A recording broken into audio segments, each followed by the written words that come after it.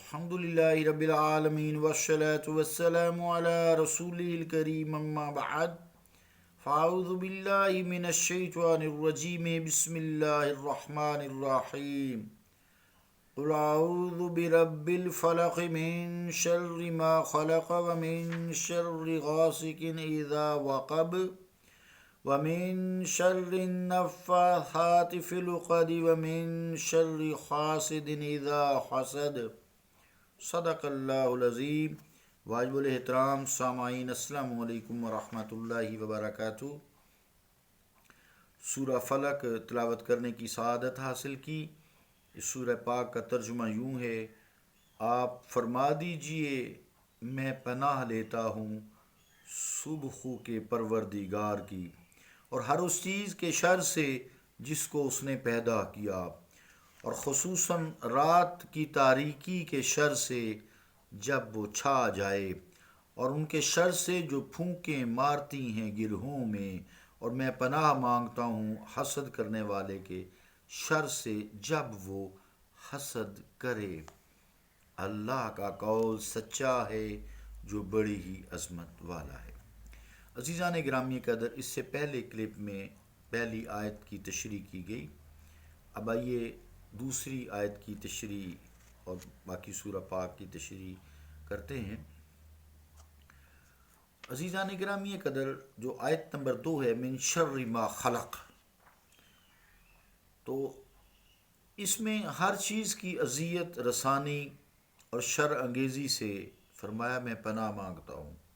پناہ لینے کا حکم دیا گیا ہے، کیونکہ ہر چیز کا خالق تو وہی وحدہ لا شریک ہے، اس نے اسے تخلیق کیا ہے، تو ساری مخلوق سے یعنی میں پناہ مانگتا ہوں۔ یہ اس لیے بھی کہ ہم تو ساری چیزوں کو شمار نہیں کر سکتے، اور نہ ہی ہر چیز کی مضرتوں کا اندازہ لگا سکتے ہیں۔ اپنے ناقص علم کے باعث ہم ایک چیز کو اپنے لیے بڑا فائدہ مند خیال کرتے ہیں، در حقیقت وہی چیز ہمارے لیے معذرت تکلیف دہ اور مضر نقصان دہ ہوتی ہے۔ اس لیے تفصیلات کو فرمایا رہنے دو اور یہ عرض کر دو کہ جس چیز کا اے مالک تو خالق ہے، اس میں نقصان تکلیف کا میرے لیے جو بھی پہلو ہے، جسے تو خوب جانتا ہے اور جس کے دور کرنے پر تو قادر ہے، میں تجھ سے اس کی پناہ مانگتا ہوں۔ آگے جو آیت نمبر 3 ہے، الغاسق، اس کا مطلب ہوتا ہے اللیل مظلم، یعنی تاریک رات۔ وقب جو ہے لفظ، اس میں کسی چیز کا کسی چیز میں داخل ہو جانا وقب کہلاتا ہے، اس کے رگ و پے میں سما جانا۔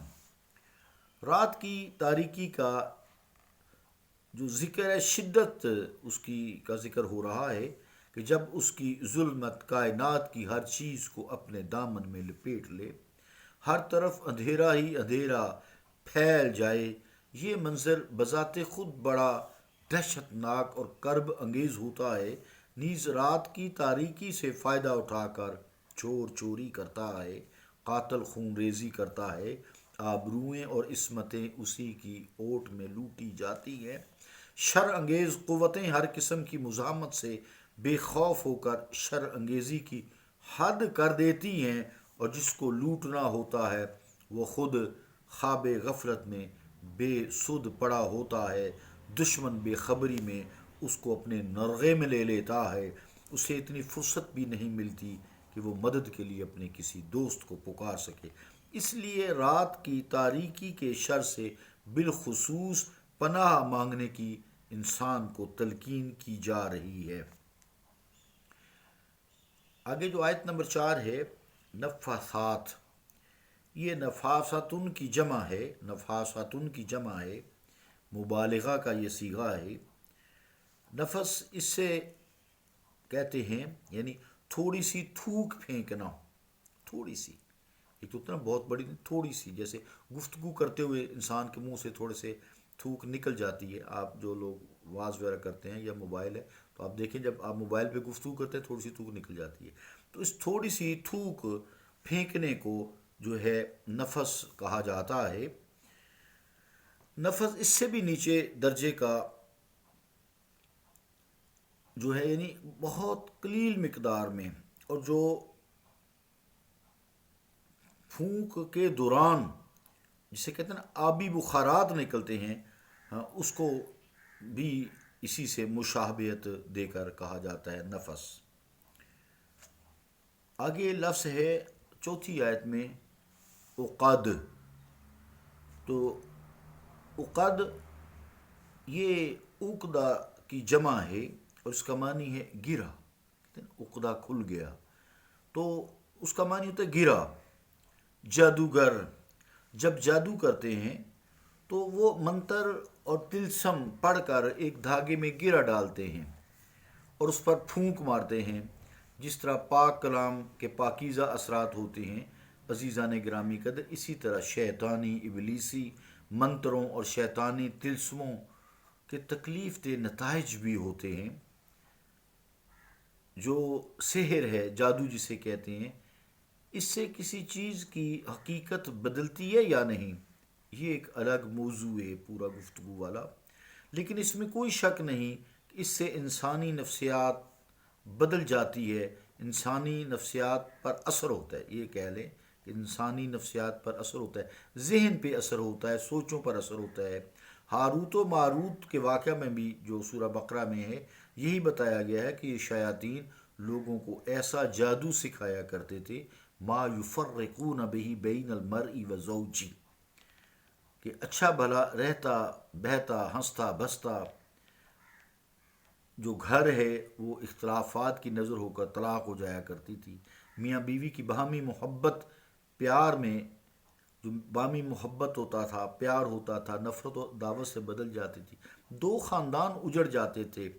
تو جو جادوگر ہیں، فرعون کے متعلق بھی قرآن کریم میں ذکر ہے کہ جب انہوں نے اپنے منتر پڑھ کر رسیوں پر پھونک ماری تو ہزارہ لوگ جو وہاں دربار میں موجود تھے، ان سب کو یہی نظر آیا کہ وہ رسیاں سانپ بن گئی ہیں اور سانپ کی طرح لہرا رہی ہیں، تھی رسیاں ہی لیکن نظر سانپ آتی تھیں۔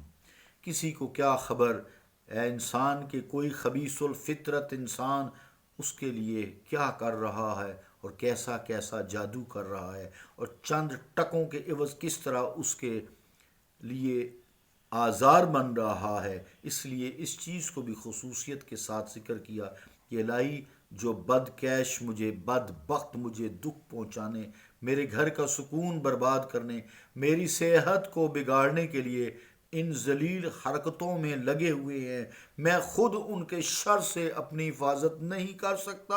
اے میرے مولا، اے میرے نگہبان، اے میرے محافظ، مجھے اپنی پناہ میں لے لے اور ان کے شر سے مجھے بچا لے۔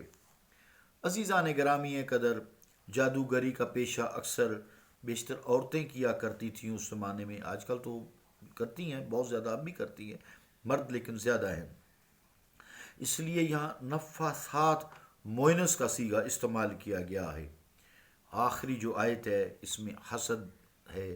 حسد کی تشریح کرتے ہوئے علامہ ابن منظور لکھتے ہیں، فرماتے ہیں رحمۃ اللہ علیہ، اذا تمنا ان تتحول الیہ نعمتہ وفضیلتہ او یسلبہ ما ہو لسان العرب، یعنی ترجمہ کیا ہے، کسی کی خوشحالی اور عزت کو دیکھ کر جلنا اور یہ آرزو کرنا کہ کاش یہ دولت اس کی بجائے مجھے ملتی، یا اس عزت و فضیلت سے اس کے بجائے میں بہرور ہوتا، اور ایک یہ بھی اس کی تعریف کی جاتی ہے کہ یا اللہ اس سے چھین اور مجھے دے، اسے کہتے ہیں حسد۔ اور اگر یہ چیزیں میرے نصیب میں نہ تھیں تو کم از کم اس سے تو چھین لے، اس کو بھی اس سے محروم کر دے جس کے پاس یہ نعمتیں فضل ہے۔ عزیزان گرامی قدر، یہ جذبہ انسان کی کمینگی اور خستبہ پر دلالت کرتا ہے، لیکن بات یہاں تک محدود نہیں رہتی، بسا اوقات یہ بڑے بڑے جور و ستم کا سبب بن جاتی ہے۔ جو انسان حسد کی آگ میں جل رہا ہوتا ہے وہ ہاتھ پر ہاتھ دھر کر بیٹھا نہیں رہتا، بلکہ ایسی تدبیریں سوچتا ہے، ایسی سازشیں کرتا ہے، اس کے گٹھ جوڑ کرتا ہے اس قسم کے گڑھ چوڑ کرتا ہے جس سے وہ اپنی ناپاک آرزو کو پورا کر سکے۔ اس لیے ایسی ایسی مضمون حرکتیں اچھے بھلے بندوں سے سرزد ہو جاتی ہیں جو شرف انسانی سے کوئی مناسبت نہیں رکھتی۔ قابیل نے حابیل کو حسد کی وجہ سے ہی قتل کیا تھا۔ ابو جہل اور دیگر اکابر قریش یہ جانتے ہوئے بھی کہ حضور صلی اللہ علیہ وآلہ وسلم اللہ کے سچے نبی ہیں، سچے رسول ہیں، محض حسد کی وجہ سے دین اسلام کو قبول نہیں کرتے تھے۔ جس انسان پر اللہ تعالیٰ کا کوئی خصوصی کرم ہوتا ہے اس کے بدخواہ اکثر پیدا ہو جاتے ہیں اور وہ ان کی عزت کرتا ہے، ان کی دلجوئی کرتا ہے، جہاں تک بڑے پن ہے ان کی خدمت سے بھی گریز نہیں کرتا۔ اس کے باوجود حاسدوں کے سینوں میں حسد کی آگ بھڑکتی رہتی ہے، وہ بلا وجہ جلتے رہتے ہیں۔ انسان نہ تو خود ہر حاسد کو پہچان سکتا ہے اور نہ حاسدوں کے منصوبوں سے آگاہ ہو سکتا ہے، اور اگر آگاہ ہو بھی جائے تو بسا اوقات ان کا تدارک کرنے سے قاصر رہتا ہے۔ اس لیے حکم دیا جا رہا ہے کہ تم اپنے رب کریم کے دامن عاطفت میں پناہ لے لو۔ بے شک ان حاسدوں کی شرانگیزیوں سے وہی بچ سکتا ہے جسے اس کی پناہ حاصل ہو جائے۔